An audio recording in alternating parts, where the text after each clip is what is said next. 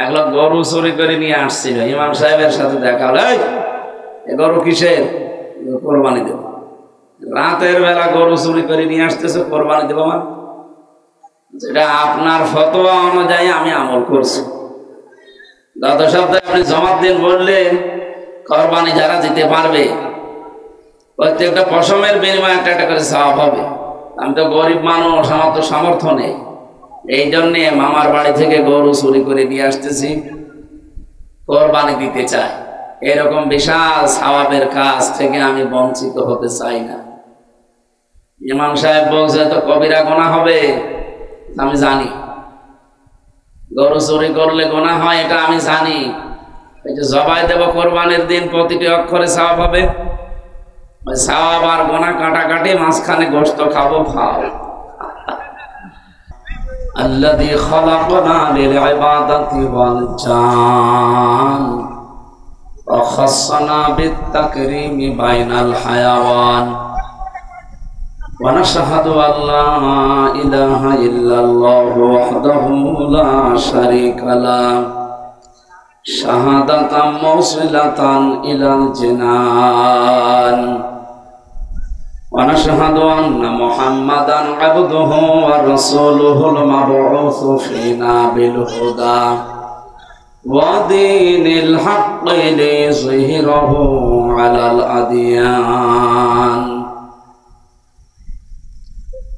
সাল্লাল্লাহু আলাইহি ওয়া আলা আলিহি ওয়া আসহাবিহিল কিরাম মা দামা শামসু ওয়াল কমারু বিজরিয়ান ওয়ান নাজমু ওয়াশ শাজারু ইয়াসজুদান ওয়াস সামাa'u রাফa'aha ওয়া ওয়াদা'আল মিজান فقد قال الله تعالى في كلامه المجيد وبرهانه التوحيد أعوذ بالله من الشيطان الرجيم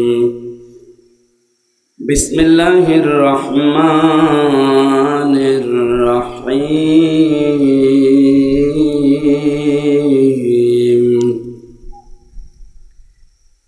إنما المؤمنون الذين آمنوا بالله ورسوله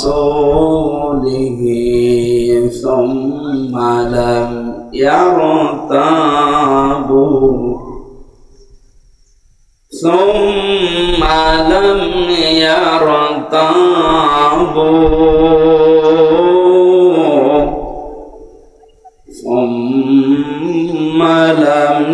يرتابوا وجاهدوا بأموالهم وأنفسهم في سبيل الله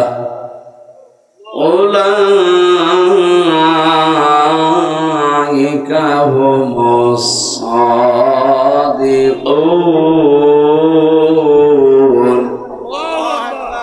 أولئك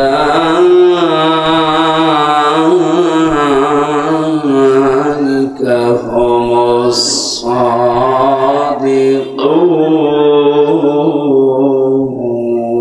الصادقون صدقت يا ربنا. عن أبي ذر رضي الله تعالى عنه قال قال النبي صلى الله عليه وسلم من ادعى ما ليس له فليس منا وليتبوأ مقعده من النار رواه مسلم. وما زادهم إلا إيمانا وتسليما. اللهم صل على سيدنا مولانا محمد وعلى آل سيدنا مولانا محمد আল্লাহুম্মা সাল্লি আলা মুহাম্মাদ ওয়া আলিহি ওয়া আসহাবিহি ওয়া বারিক ওয়া সাল্লিম। আলহামদুলিল্লাহ।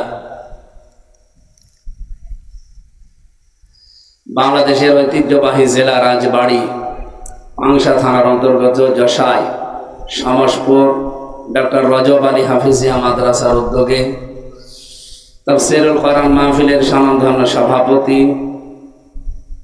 জনাব আলহাজ শাহজাহান মিয়া, অত্র এলাকার সর্বজন শ্রদ্ধাভাজন ব্যক্তিত্ব দামাত বারকাতুহুমুল আলিয়া, প্রধান অতিথি বিশিষ্ট শিল্পপতি, সমাজসেবক, রাজনীতিবিদ, প্রতিষ্ঠাতা অত্র মাদ্রাসা আলহাজ মোহাম্মদ মুজাহিদুল ইসলাম মুজাহিদ, আতালাল্লাহু উমরাহু ওয়া বারাকাল্লাহু ফি হায়াতি, বলেন আমিন।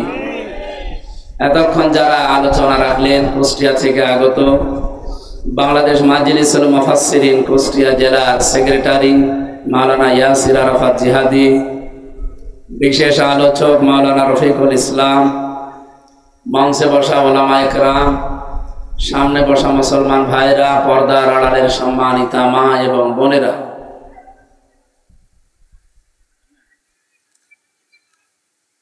প্রাণপ্রিয় রাজবাড়িবাসী, এখানে তো অধিকাংশ মানুষের মনে হয় কুষ্টিয়া জেলা। দল মত নির্বিশেষে আজকের এই অনুষ্ঠানে আমরা এসেছি। এটা কি দলীয় প্রোগ্রাম? না, কোরআনের। তিনটা জায়গায় যদি কেউ সম্পদ ও সময় ব্যয় করে, কিয়ামতের দিন ওই জিনিসের হিসাব আল্লাহর দরবারে দেওয়া লাগবে না। এক নম্বরে কোরআনের পেছনে যদি কেউ সময় ব্যয় করে, সম্পদ ব্যয় করে, কিয়ামতের দিন ওই সম্পদের হিসাব দেওয়া লাগবে না, কিন্তু সম্পদটা হালাল হওয়া লাগবে। আপনি যদি চুরি করে এনে বলেন যে এই নিন, ওটার হিসাব দেওয়া লাগবে না। হ্যাঁ, এক লোক গরু চুরি করে নিয়ে আসছিল, ইমাম সাহেবের সাথে দেখা হলো, এই গরু কিসের? কোরবানি দেব। রাতের বেলা গরু চুরি করে নিয়ে আসতেছে, কোরবানি দেব আমার? যেটা আপনার ফতোয়া অনুযায়ী আমি আমল করছি। গত সপ্তাহে আপনি জমাত দিন বললেন কোরবানি যারা দিতে পারবে প্রত্যেকটা পশমের বিনিময়ে একটা একটা করে সওয়াব হবে। আমি তো গরিব মানুষ, আমার তো সামর্থ্য নেই, এই জন্যে মামার বাড়ি থেকে গরু চুরি করে নিয়ে আসতেছি, কোরবানি দিতে চাই। এরকম বিশাল সওয়াবের কাজ থেকে আমি বঞ্চিত হতে চাই না। ইমাম সাহেব বলছে তো কবিরা গুনাহ হবে, আমি জানি। গরু চুরি করলে গুনাহ হয়, এটা আমি জানি। এই যে জবাই দেব কোরবানির দিন, প্রতিটি অক্ষরে সওয়াব হবে। ওই সওয়াব আর গুনাহ কাটাকাটি, মাঝখানে গোশত খাবো, খাও।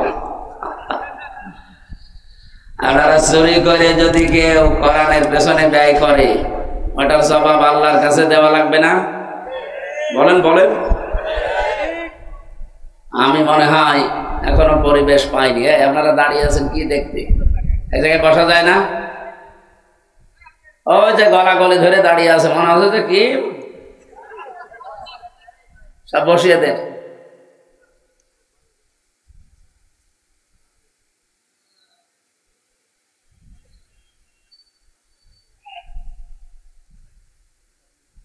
সম্মানিত ভাইরা, মানে দাআ মা লাইসা লাহু ফালাইসা মিন্না ওয়া লিয়াতাবাওয়া মাকআদাহু মিনান নার, মুসলিম শরীফের হাদিস। এই এদিকে তাকান। এই ছেলে দাঁড়িয়ে আছেন কোন কারণে?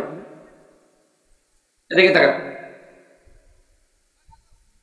যে জিনিস আপনার না, আপনি যদি ওইটা নিজের দখলে নিয়ে নেন, দুইটা ক্ষতি হবে। এক নম্বরে ওই দিন থেকে আপনি আপনার নবীর উম্মত নেই, আপনি বের হয়ে গেছেন। এ পর্যন্ত বুঝেছেন কিনা বলেন তো? এটা কি কবরস্থানে দিয়েছেন? এই আওয়াজ কোথায় দিয়েছেন? কানে আওয়াজ লাগবে না?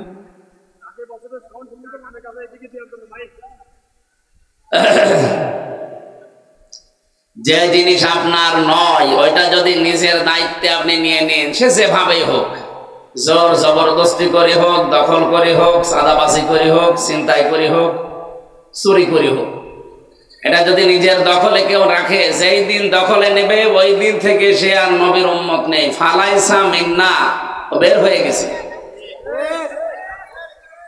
এবার বাস্তবতায় বলেন, বাংলাদেশে বহু মানুষ আমরা দেখতে পাচ্ছি যে জিনিস যার না সে দখল করে নিচ্ছে ওইটা তার নিজে।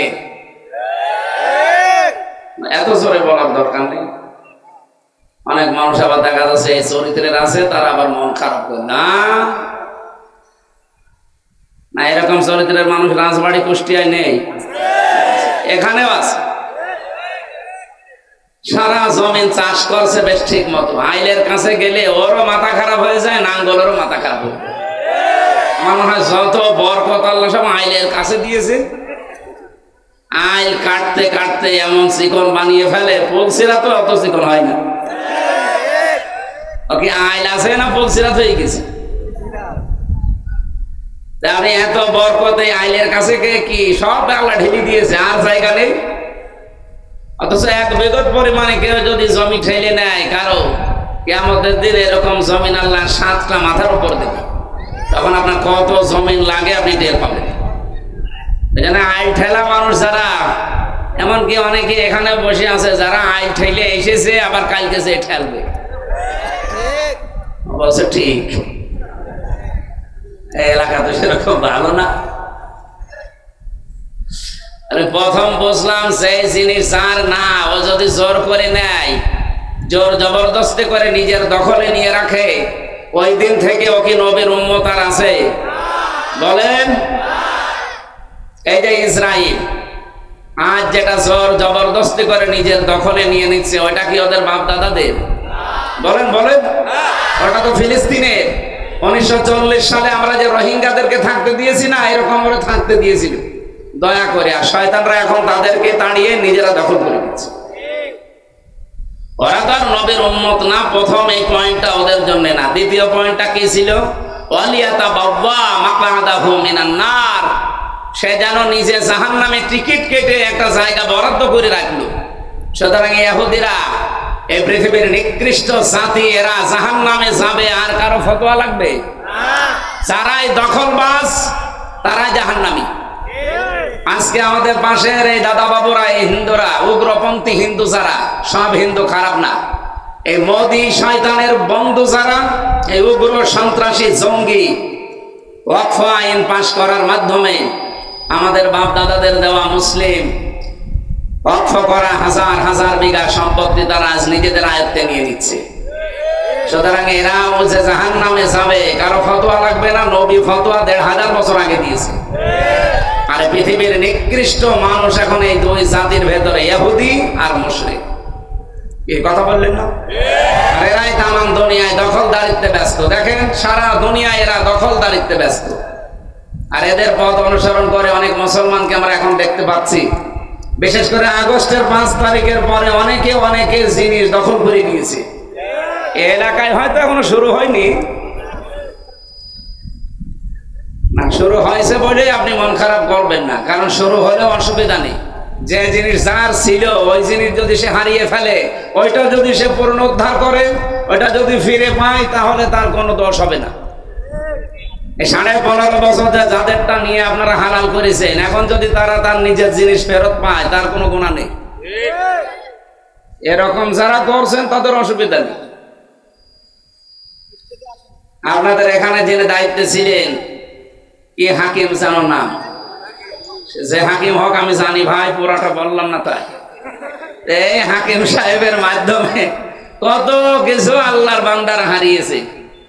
উনি যেদিকে চোখ দিত, আর একজন এই যে সদরের যিনি ছিল মেরামত আলী, এই দুইজন যা দায়িত্ব পেয়েছে অনেক কিছু হালাল করেছে। সে মিথ্যা মামলা দিয়ে হোক, মিথ্যা সাক্ষী দিয়ে হোক, জোর জবরদস্তি করে দখল করে হোক, বিভিন্ন জিনিস তারা 15.5 বছরে বাবা শাহজালাল সব হালাল। এভাবে করে নাই, এক কথা বলা লাগবে, করে নাই। ওইগুলো তো আর তার বাবার না, এই মানুষগুলোর সম্পদ তারা দখল করেছে। এখন যদি তারা ওইগুলো ফেরত পায় বা ফেরত নেয়, তাদের কোনো গুনাহ নেই। এইগুলো ফেরত নিয়ে নেবেন, কিন্তু জোর করে যারা নিরপরাধ মানুষ, এদেরটা আপনি নিজের দখলে নিয়ে নেবেন। আপনি নামাজ পড়তে পারেন, রোজা রাখতে পারেন, আপনি হজ করে আসতে পারেন, ফালাইসা মিন্না, ওই দিন থেকে আপনি নবীর উম্মত আর নেই। এরকম নবীর উম্মত থেকে বের হয়ে গেছে মানুষ নেই? কারা কারা আছেন হাত তোলেন তো? একজন আপনার ছেলে ওইটা ওরে চিমটি দেন। 2 নম্বরে ওয়াল মাকাদাহু মিনান নার, সে যেন নিজের জায়গা জাহান্নামে দখল করে নিল। বলেন নাউজুবিল্লাহ। সম্মানিত রাজবাড়িবাসী, এই জন্য আমরা নবীর এই হাদিসটার উপরে যেন আমল করতে পারি সেই তৌফিক কামনা করছি। বিশ্বের এই উগ্রপন্থী হিন্দুরা, আমি আবার বলছি, এটা রেকর্ড হচ্ছে, সব হিন্দু না, উগ্রপন্থী যারা সন্ত্রাসী, যারা জঙ্গি, এতদিন তামাম দুনিয়ার মানুষকে বাংলাদেশ সম্পর্কে তথ্য দিয়েছে এদেশে নাকি জঙ্গি আছে। কিসের জঙ্গি? আজ 8 মাস 10 দিন হয়ে গেল, এদেশে কোনো জঙ্গি ধরা পড়েছে? নেই। কারণ জঙ্গির নাটক যিনি লিখতো তিনি পালিয়েছে, আর নাটক যারা মঞ্চস্থ করতো তারাও পালিয়েছে। জঙ্গির নাটক লিখবে কে? এই জন্য জঙ্গিও নেই, ধরাও পড়ে না। এই কথা বলো না কেন? আমি জেলখানায় একটা লোক পেয়েছিলাম, মনে হচ্ছে আল্লাহ দলের সভাপতি, সারা বাংলাদেশের আল্লাহ দলের সভাপতি, উনি জঙ্গি। ওনারে বললাম যে ভাই আপনি সভাপতি, আব্দুল মতিন। সেক্রেটারি কে? বলছে আমার ছেলে। ও সভাপতি, ও ছেলে সেক্রেটারি, আর দুনিয়ায় কেউ নেই ওদের। এই হচ্ছে জঙ্গি। আমারও নামে মামলা দিয়েছিল সন্ত্রাস বিরোধী। আমি নাকি আনসারুল্লাহ বাংলা টিমের প্রধান সারা বাংলাদেশের। এটা যে কি আমি নিজেই জানি না। এই ছিল দেশের বিচার ব্যবস্থা। মামলার আয়ু থেকে শুরু করে একেবারে বিচারপতি পর্যন্ত সব থরে থরে সাজানো জালেমদের। এখানে 15.5 বছরে যারা বিচারপতি, জজ যেগুলো ছিল, এগুলো সব ওই জালেমদের দোষর, ফ্যাসিস্টদের দোষর। ওদেরকেও পরিবর্তন করা লাগবে, একটাও যেন চেয়ারে না থাকে। এগুলো সব কুলাঙ্গার। মানুষ জেনে শুনে জালেমকে সাপোর্ট করে কোন কারণে? যতগুলো বিচারপতি ছিল আপনি তাকান, জানা শোনার পরেও বিচার করত। অথচ আমার এই মামলাটা আমি এই 3 বছর জামিন পেলাম না। আগস্টের 5 তারিখের পরে শুধু তুলতে দেরি, মামলা খারিজ করে দিয়েছে। জামিন দিত না সে মামলা এতদিন, এখন খারিজ করে দিয়েছে পুরা। আমি বলতেও গেলাম যে এই মামলা তো আপনার কাছে ছিল 3 বছর, তখন তো কিছু বললেন না, এখন একেবারে খারিজ করে দিচ্ছে। এইটা উনি আমার বলতো যে হুজুর আমার কিছু করার ছিল না, আমার হাত বাঁধা ছিল। কি কথা বলেন? এখন আমার হাত খোলা আছে, আমি ন্যায় বিচার করতে পারছি। আমরাও চাই বাংলাদেশে 1628 জন মানুষ দায়িত্বে ছিল, একটা মানুষের যেন সামনে আর কারো হাত বাঁধা না থাকে।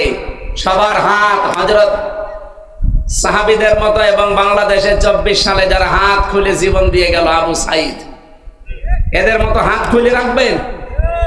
আপনার হাত বাঁধা থাকলে আপনিও তো ন্যায় বিচার করতে পারবেন না। যেন আগামীর বাংলাদেশকে হাত বাঁধা হবে না হাত খোলা হবে? বলেন বলেন। এখনো পর্যন্ত দেখছি এই আন্তর্জাতিক সাম্রাজ্যবাদী যারা, বিশেষ করে পাশের এই দাদারা, ওরা নিয়ন্ত্রণে এখনো পর্যন্ত রাখার চেষ্টায় আছে। এই দেশে কি হবে না হবে ওনাদের কথায় চলা লাগবে। কেন? আমরা কি পরাধীন? বলেন। ভারতের দালালি যারা করবে এই দেশে উলঙ্গ করে পিটানো লাগবে শয়তানগুলো। 2732 জন মানুষ জীবন দিয়ে গেল, তাদের জীবনের দাম নেই। আপনি এখনো দালালি করেন মানে? আমি আবার ঘোষণা দিচ্ছি, এই দেশে যদি সত্যি বাইরের কোন দেশের কেউ দালালি করে, সে যে দেশেরই হোক, কোন উগ্রপন্থী যারা, তাদের দালালি করলে তারে উলঙ্গ করে সবাই মিলে পিটাবে, জীবনের মতো শিক্ষা হয়ে যাবে। যেহেতু এই অনুষ্ঠানটা শুধুমাত্র মুসলমানদের জন্য আপনারা দেননি, হাদা বায়ানুল লিন্নাস হুদাল লিন্নাস, মানুষ পদবাচ্চে যারা বিবেচিত সবার জন্য আজকের এই অনুষ্ঠান। কথা বলেন ঠিক কিনা? অন্য ধর্মের ভাইরা যারা এসেছেন ওয়েলকাম জানাচ্ছি। কোরআনের পেছনে যদি কিছু ব্যয় করেন, কিয়ামতে ওর সওয়াব দেওয়া লাগবে? লাগবে না, কিন্তু ওটা বৈধ হওয়া লাগবে। 2 নম্বরে, পরিবারস্থ লোকদের জন্য কেউ যদি সম্পদ খরচ করে, কিয়ামতে তার সওয়াব দেওয়া লাগবে না। অনেক মানুষ দেখতে মনে হয় ভালো মানুষ, নামাজও পড়ে, রোজাও রাখে, জুব্বা গায়ে দিয়ে মনে হচ্ছে বুজুর্গ, কিন্তু পরিবারস্থ লোকদের জন্য খরচ করতেও চায় না, এমন কিপটা কিপটা। এই এলাকায় মনে হয় চরিত্রের মানুষ নেই। আরে ভাই, পরিবারস্থ লোকদের জন্য আপনি যদি খরচ করেন, আপনার স্ত্রীর জন্য, আপনার সন্তানের জন্য, মা বাবার জন্য, কিয়ামতের দিন ওই সম্পদের হিসাব আল্লাহ নেবেন না। তাই বলে আপনি অপচয় করতে পারবেন না। যতটুকু দরকার ততটুকু খরচ করা লাগবে। পৃথিবীর মানুষরা খরচ করবে কোন জায়গায়? তাদের অর্থ সম্পদ গুলো, টাকা পয়সা গুলো, মেধা, শ্রম, বুদ্ধি, তাদের বিবেক কোথায় খরচ করবে? ১৫০০ বছর আগে কাফিরেরা প্রশ্ন করত, ইয়াসআলুনাকা মাযা ইউনফিকুন। হে নবী, ওরা যদি জিজ্ঞাসা করে আপনাকে যে খরচ করব কোথায়, আপনি বলেন, কুল মা আনফাকতুম মিন খায়রিন ফালিল ওয়ালিদাইনি ওয়াল আকরাবিন ইলা আখির আয়াত।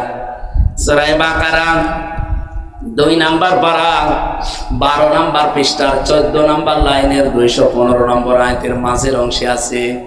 আপনি বলেন, দুনিয়ায় যদি খরচ করতে চাও, ভালো ভালো কাজে খরচ করো। ভালো কাজ কোনটা? এই এদিকে তাকা। এই পৃথিবীতে ভালো কাজ কোনটা যদি আমাকে জিজ্ঞাসা করেন, আমি যেই মতে চলি, যেই পথে আছি, যেই দলে আছি, ওইদিকে টেনে বলবো। এই কথা বলছেন না কেন? আপনি যেই মতে আছেন, পথে আছেন, যেই দল করেন, আপনি ওইদিকে টেনে বলবেন। এটা মানুষের স্বভাব। এই জন্য আল্লাহ ব্যাখ্যাটা দুনিয়ার মানুষের হাতে ছেড়ে দেয়নি। আল্লাহ বলেন, আমি ব্যাখ্যা করছি, শোন। দুনিয়ায় ভালো কাজ কোনটা? ফালিল ওয়ালিদাইনি, 1 নম্বরে কেউ যদি দুনিয়াতে মা বাবার জন্য ব্যয় করে, এটা সবচাইতে ভালো কাজ। আজ পৃথিবীতে মা বাবার জন্য অনেকে ব্যয় করতে রাজি না। আর রাজি না হওয়ার পেছনে যারা দায়ী, তার 1 নম্বরে তার বউটা। অনেক বড় কারণে সন্তানের ইচ্ছা থাকলেও মা বাবার পেছনে আমরা ব্যয় করতে পারি না। এরকম ছেলে মেয়ে নেই? এই যে কয়েকদিন আগে রাজশাহীতে ট্রেনের নিচে মাথা দিয়ে যে বাবাটা মারা গেল, এমনি মারা যায়নি। এই লোকটার বউ আজ 8 মাস আগে মারা গেছে। আর 4টা ছেলে মেয়ে, 2টা ছেলে 2টা মেয়ে। এতদিন যাই হোক খাবার দাবার দিয়েছে।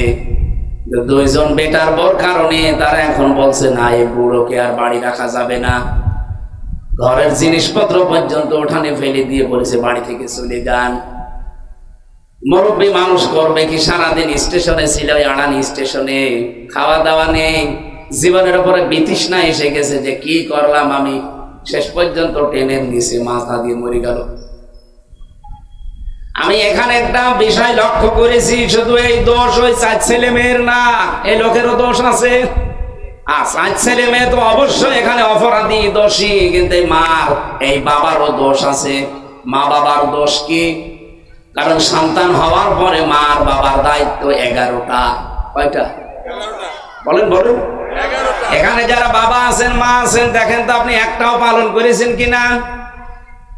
1 নম্বরের সন্তান হলেই নবীজি বলেন তার প্রথম দায়িত্ব সে যেন একটা সুন্দর অর্থবোধক নাম রাখে।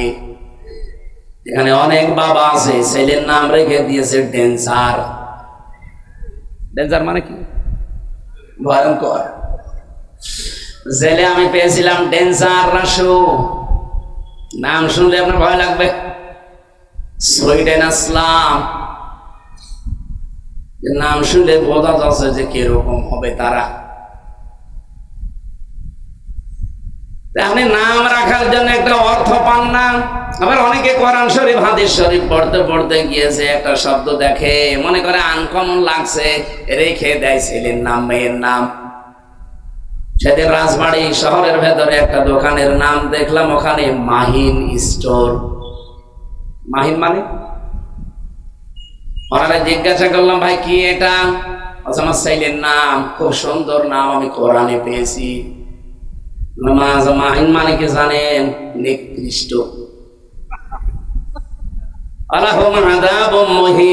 নিকৃষ্ট আযাব আল্লাহ আপনার জন্য রেডি করে রেখেছে। হুজুর কোরআনে পেলাম, তাও কোরআনে থাকলেই হবে। কোরআনে তাও কি ফেরাউনের নাম নেই, হামানের নাম নেই, করুণের নাম নেই, আবুল আহাবের নাম নেই। রাখতে পারবেন? এজন্য আমাদের উচিত সন্তান হওয়ার পরে যেন আমরা নাম অর্থবোধক রাখি। এটা প্রথম দায়িত্ব বাবার। এটা আমাদের যিনি জাতির বাবা হিসাবে আমরা দাবি করি। নাম কি? ইব্রাহিম। নাম কি? হযরত ইব্রাহিম আলাইহিস সালাম। তিনি আমাদের নামও রেখেছেন বাবা হিসাবে, মিল্লাতা আবিকুম ইব্রাহিম ওয়া সাম্মাকুমুল মুসলিমিন। আল্লাহ পাক বলেন তিনি জাতির পিতা যে ইব্রাহিম, এটা কিন্তু পৃথিবীর কেউ বানায়নি, আমি আল্লাহ নিজে তাকে বানিয়েছি। আর তিনি তোমাদের জাতি হিসাবে নাম রেখেছে কি? মুসলিম। বলেন বলেন। তাহলে বাবার প্রথম দায়িত্ব হচ্ছে তার একটা সুন্দর অর্থবোধক নাম রাখা। কি নাম রেখেছে আপনি দেখতে পান? মুসলিম, আত্মসমর্পণকারী। এরকম 11টা দায়িত্ব আমি হাদিসের ভাষায় পেয়েছি, অথচ হাজারো মা বাবা একটাও পালন করি না। এই যে বুড়া, এই মুরব্বীর কথা বলছিলাম কেন জানেন? কারণ এই যে 11টা দায়িত্বের আমার মনে হয় একটাও পালন করেনি। 2 নম্বরে সন্তানের প্রতি আপনার দায়িত্ব পালন করা লাগবে। তার আকিকা দিতে হবে যদি সমর্থ থাকে। 7 দিনে এটা সুন্নাত। অন্যান্য সময়ও দিলে আদায় হবে, কিন্তু সুন্নাত আদায় হবে না, 7 দিনে দেওয়া লাগবে। 3 নম্বরে তাকে দ্বীনের শিক্ষা দেওয়া লাগবে। যে লোকটা টেনে মাথা দিয়ে মারা গেল, যদি 4টা ছেলে মেয়েকে দ্বীনের শিক্ষা দিত, যে মাদ্রাসা বানিয়েছেন এরকম জায়গায়, সারা জীবন আপনাকে আমি এখানে পড়াতে বলছি না, এই সমাজপুরে বা ডাক্তার রজব আলী মাদ্রাসায় সারা জীবন পড়াবেন না, অন্তত 2 থেকে 3 বছর একটু পড়ান। 3টা বছর যদি ওকে আপনি দ্বীনের শিক্ষাটা দেন, এরপরে আপনি যা বানাবেন বানান। আপনার ছেলে ডাক্তার হবে, ইঞ্জিনিয়ার হবে, বৈজ্ঞানিক হবে, পাইলট হবে, কোনো অসুবিধা নেই। 2 থেকে 3 বছর যদি কোরআনের জ্ঞান, হাদিসের জ্ঞান তার ভেতরে প্রবেশ করে, ও জীবনে যেখানেই যাবে দুর্নীতি করবে না। এটা বললাম এই কারণে, কারণ বাংলাদেশ আগামীতে দাঁড়াতে হলে দুর্নীতি মুক্ত করা দরকার। আর দুর্নীতি মুক্ত হওয়ার জন্য এই সন্তানগুলোকে দ্বীনের শিক্ষা দেওয়া দরকার। আমি যার মালয়েশিয়া ছিলাম কয়েকদিন আগে, আমি তারা দাঁড়িয়ে যাচ্ছে 2004 সালের পরে তারা দাঁড়িয়েছে। কেন? কারণ 1 নম্বরে তারা পরিষ্কার পরিচ্ছন্ন খুব বেশি, 2 নম্বরে তাদের দুর্নীতি নেই। কোন খাদ্যে ভেজাল যদি প্রমাণ হয়, কোনো বিচার নেই, সঙ্গে সঙ্গে মেরে ফেলবে। আর বাংলাদেশে খাদ্যে ভেজাল দেওয়ার পরে হাতে নাতে ধরা পড়ে, বিচার হবে কবে? 11 বছর পর। কবে? তো 11 বছরে যাদেরকে খাদ্যে ভেজাল দিল, এদের কত কিছু নষ্ট হয়ে গেছে।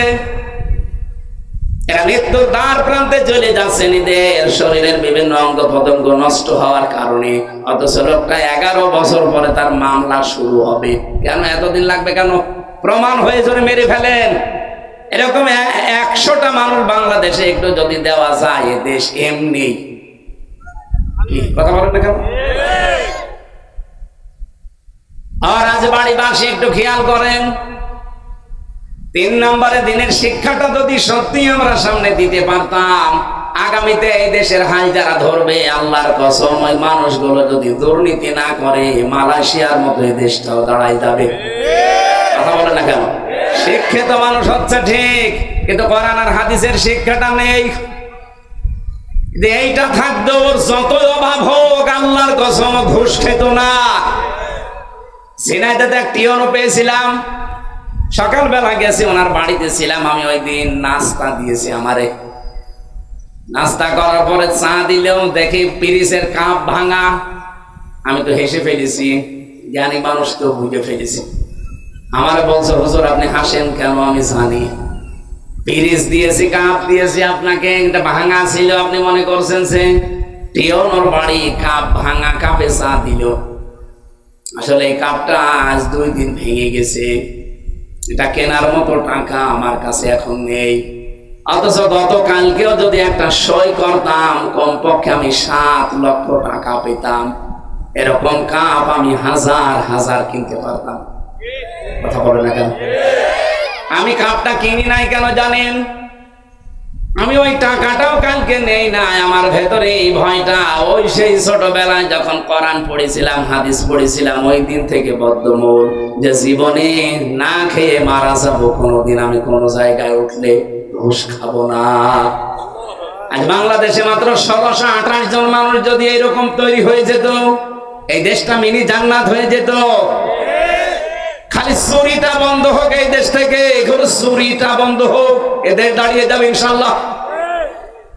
আপনি 8.5 মাসের ব্যবধান দেখেছেন, যারা দায়িত্বে আছে ভালো না খারাপ আমি জানি না, কিন্তু কিছুটা কিছু হলেও চুরিটা হালকা বন্ধ হয়েছে। কোথায় ছিল মাথা পিছু আয়, এখন কোথায় নেমে এসেছে। আমরা বাস্তবতা বুঝতে চাই, আর এর সাথে যদি কোরআন আর হাদিস যোগ করতে পারতাম, আল্লাহর কসমে 8.5 মাসে বাংলাদেশ সোনায় সোহাগা হয়ে যেত। এবার আমি ওই ছেলে মেয়ে 4 জনের কথা বলছি। এখন ওরা তো জানেই না যে বাবা কি জিনিস, যে 2 বউর সাথে ঝগড়া করার